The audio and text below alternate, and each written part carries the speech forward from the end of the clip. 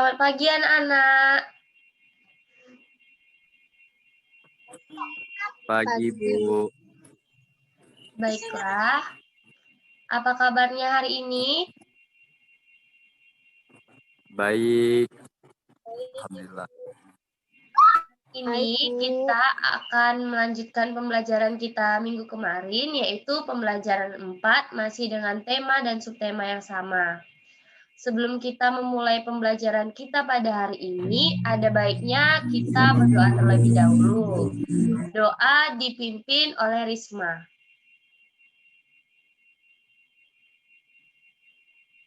Baiklah teman-teman, sebelum kita memulai pelajaran pada pagi hari ini, ada baiknya kita berdoa menurut agama dan kepercayaan masing-masing. Berdoa dimulai.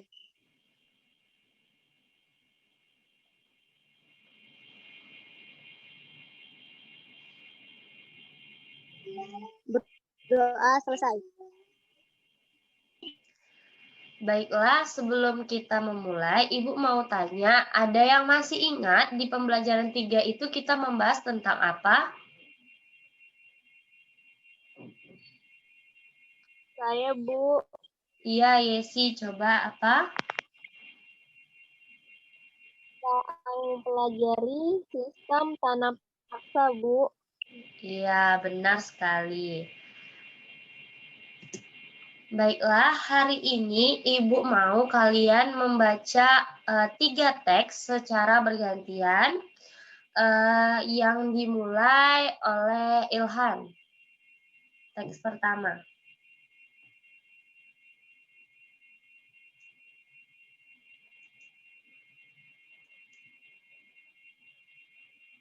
Ilhan belum di Masa awal pergerakan nasional tahun 1900-an. Pada masa ini, lahir banyak organisasi pergerakan seperti Budi Utomo, Serikat Islam, Muhammadiyah, dan Inside Party atau IP. Salah satu organisasi yang besar pengaruhnya terhadap pergerakan nasional adalah Budi Utomo. Pada hari Minggu tanggal 20 Mei 1908, Sutomo beserta kawan-kawannya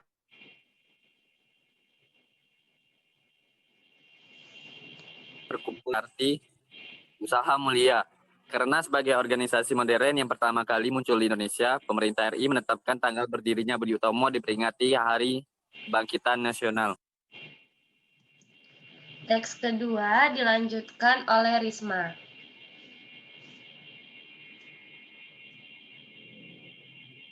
Masa awal radikal tahun 1920 sampai 1920-an, 27-an. Perjuangan bangsa Indonesia melawan penjajah pada abad ke-20 disebut masa radikal karena pergerakan-pergerakan nasional pada masa ini bersifat radikal atau keras terhadap pemerintah Hindia Belanda.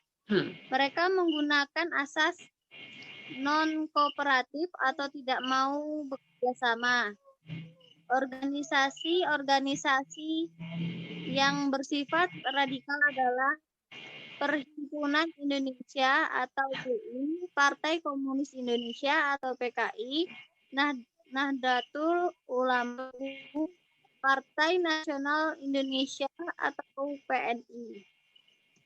Baik, teks berikutnya dibacakan oleh Yesi.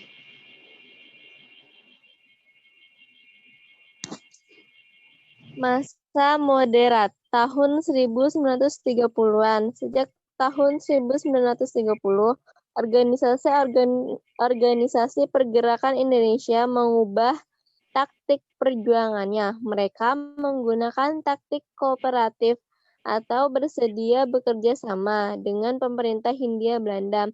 Organisasi-organisasi yang berhaluan moderat antara lain Partindo 1930, PNI Baru, Partai Indonesia Raya atau Parindra, Gerakan Rakyat Indonesia atau Gerindro, dan Gabungan Politik Indonesia atau GAPI. Selain organisasi-organisasi di atas, masih banyak organisasi kepemudaan dan keagamaan lainnya yang ada dan berkembang pada masa itu. Antara lain pergerakan Tarbiyah Islamiyah, atau PERTI, Majelis Islam A'la Indonesia MIAI, Gang Islami Ten Islam Sumatera Tawalib yang lahir di Minangkabau, Persatuan Pemuda Kristen dan Persatuan Pemuda Katolik. Baik, setelah membaca teks tadi, Ibu mau kalian menulis latihan ini, soal-soal ini di buku latihan kalian ya. Ibu beri waktu. Baiklah anak-anak, apa sudah selesai latihannya? Sudah, Bu. Sudah, Bu. Baik, ada yang berani untuk menjawab pertanyaan-pertanyaan berikut? Berani, Bu. Baik, Risma nomor 1 dan 2 ya. Siap, Bu. Pertanyaannya 1. Mengapa berbagai bentuk perlawanan terhadap Belanda sering mengalami kegagalan?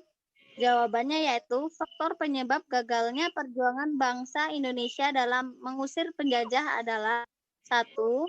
Perjuangan masih bersifat kedaerahan. 2. Perlawanan tidak dilakukan secara serentak. 3. Masih bergantung pada pimpinan. 4. Kalah dalam persenjataan. 5. Belanda menetapkan politik adu domba. Kemudian pertanyaan yang kedua, bagaimanakah perubahan strategi perlawanan terhadap Belanda dilakukan oleh kaum atau golongan muda terpelajar? Jawabannya yaitu kaum terpelajar ingin berjuang dengan cara yang lebih modern, yaitu menggunakan kekuatan organisasi. Bagus. Sudah selesai. Ada lagi yang berani untuk menjawab pertanyaan nomor 3? Saya, Bu, nomor 3. Baik, Ilhan, dipersilahkan. Soalnya adalah peristiwa apa yang menandai lahirnya masa pergerakan nasional? Jawaban dari saya, berdirinya organisasi Budi Utomo pada tanggal 20 Mei 1908, Ibu. Iya, benar. Selanjutnya nomor 4 dan 5, ada yang berani untuk mengajukan diri? Boleh, Yesi, dipersilahkan. Nomor 4, jelaskan pembagian masa pergerakan nasional. Jawabannya, masa awal pergerakan nasional tahun 1900-an, masa awal radikal tahun 1920 sampai 1927-an, dan masa moderat tahun 1930-an. Nomor 5, peristiwa apa yang menjadi latar belakang ditetapkannya Hari Kebangkitan Nasional? Jelaskan alasannya. Sebuah organisasi modern yang pertama kali muncul di Indonesia, pemerintahan Republik Indonesia menetapkan tanggal berdirinya Budi Utomo diperingati sebagai Hari Kebangkitan Nasional. Sudah, Ya, Ibu. sudah benar. Terima kasih anak-anak yang sudah berani menjawab pertanyaan-pertanyaan berikut dengan tepat ya. Selanjutnya, Ibu mau kalian menulis dengan topik biografi Dr. Sutomo. Ya, nanti akan Ibu tunjuk satu orang untuk membacakan hasil tulisannya. Ibu beri waktu untuk mengerjakannya ya. Baiklah, anak-anak, apa sudah selesai?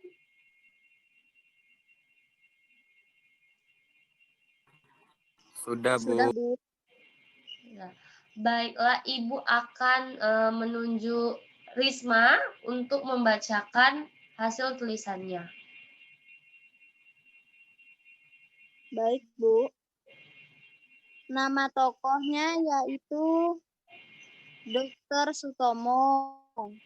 Asal tokoh Nganjuk, Jawa Timur.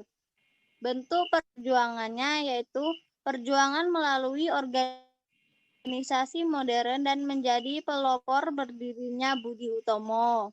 Kemudian dampak perjuangannya terhadap pergerakan nasional, yaitu menjadi tonggak awal masa pergerakan nasional dan menandai era kebangkitan nasional.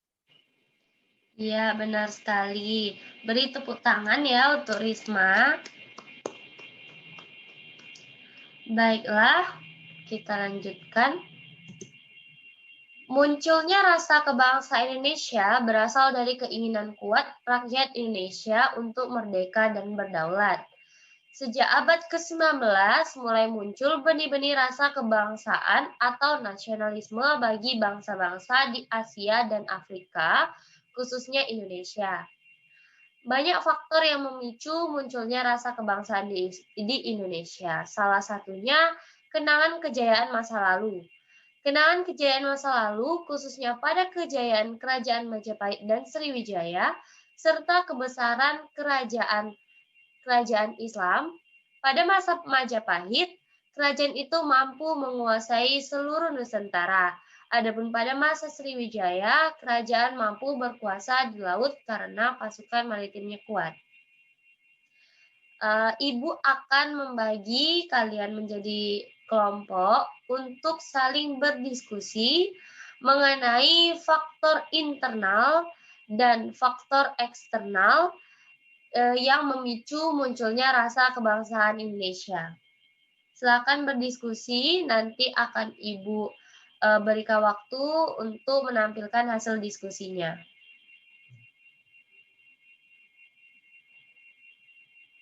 Baiklah, apa sudah selesai berdiskusinya? Sudah, Bu. Ada yang berani untuk menampilkan hasil diskusinya? Saya berani, Bu. Ya, silahkan Ilhan. Faktor internal yang pertama yaitu kenangan kejayaan masa lalu pada masa kerajaan. Yang kedua, perilaku Belanda yang menyengsarakan rakyat Indonesia sehingga menimbulkan rasa senasib sepenanggungan rakyat Indonesia. Yang ketiga, lahirnya kaum terpelajar. Yang keempat, lahirnya kelompok terpelajar Islam. Yang kelima, lahir dan munculnya semangat persamaan derajat pada masyarakat Indonesia. Faktor eksternalnya yaitu yang pertama perkembangan nasionalisme di berbagai negara seperti pergerakan kebangsaan India. Yang kedua adanya politik etis dari Belanda. Yang ketiga peristiwa Perang Dunia I menyadarkan kaum terpelajar mengenai penentuan nasib bangsanya sendiri. Yang keempat munculnya dorongan untuk melawan penjajah karena perbedaan ideologi. Yang kelima kemenangan Jepang atas Rusia. Baik, terima kasih Ilhan sudah berani menampilkan hasil diskusinya ya. Selesailah pembelajaran kita pada hari ini. Sebelum itu Ibu ingin memberitahu apa pentingnya rasa nasionalisme. Jadi nasionalisme itu sangat penting terhadap kehidupan berbangsa dan bernegara karena merupakan wujud kecintaan dan kehormatan terhadap bangsa sendiri. Dengan hal itu, kita sebagai muda-mudi dapat melakukan sesuatu yang terbaik bagi bangsanya, menjaga keutuhan persatuan bangsa, dan meningkatkan martabat bangsa di hadapan dunia. Selesailah pembelajaran kita pada hari ini. Mari kita tutup dengan doa yang dipimpin oleh Risma.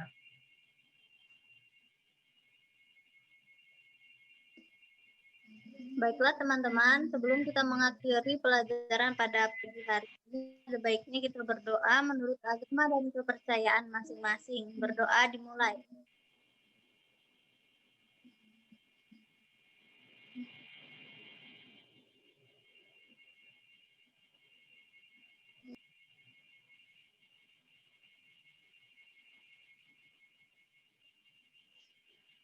Baiklah, selamat pagi semuanya, tetap jaga kesehatan. Selamat pagi, Bu. Pagi, Bu. Ibu. Ada